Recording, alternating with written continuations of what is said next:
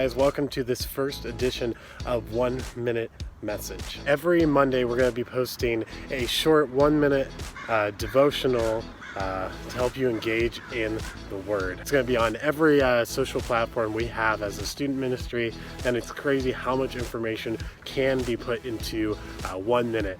So I'm excited for this. Let's get right into it. Hey, so it's Pastor John here. I am chilling in my local park. I don't even know if I'm supposed to be here, but here I am. Now, God created us with emotions, and some people think those are bad or those get in the way, but I actually think they're good things. What's really cool is the Bible has a whole section to it that is dedicated to emotion, and it's in a form of poetry. The Bible has a whole section to it that is poetry that is based around emotion. Now, guys, don't get turned off from that word poetry. I know you're more mature than that. It's called the Book of Psalms, and it's right smack dab in the middle of your Bible. So easy. I recommend you turn to your Bible right now. Just go find a Bible if you don't have one right on you and turn to it with me. Now, the majority of the Psalms are written by a guy named David. Yeah, the same David who slayed a giant. You've probably learned a lot about David in Sunday school if you've been to Sunday school, and David has actually been through a lot. You see, David actually killed a guy just to get to the guy's wife, and also was chased by a king who was jealous of him and was trying to kill him. And just as the last thing, God wouldn't allow him to build God's temple because of these actions. So our guy David lived through a lot of great things, but also some pretty rough stuff. All right, so let's get into it. This is Psalm 71, 1 through 3, and it reads like this. Lord, I seek refuge in you. Let me never be disgraced. In your justice, rescue and deliver me. Listen closely to save me. Be a rock of refuge for me, where I can always go.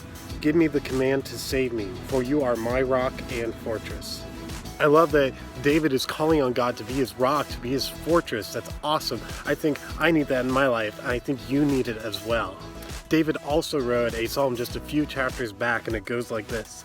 Save me, God, for the water has risen to my neck. I have sunk deep in the mud, and there is no footing. I have come into deep water, and a flood sweeps over me. That is a dark place David is writing from. But in the midst of his sadness and his depression, just a few verses later, he writes this in verse 13. He says, But as for me, Lord, my prayer to you is for a time of favor.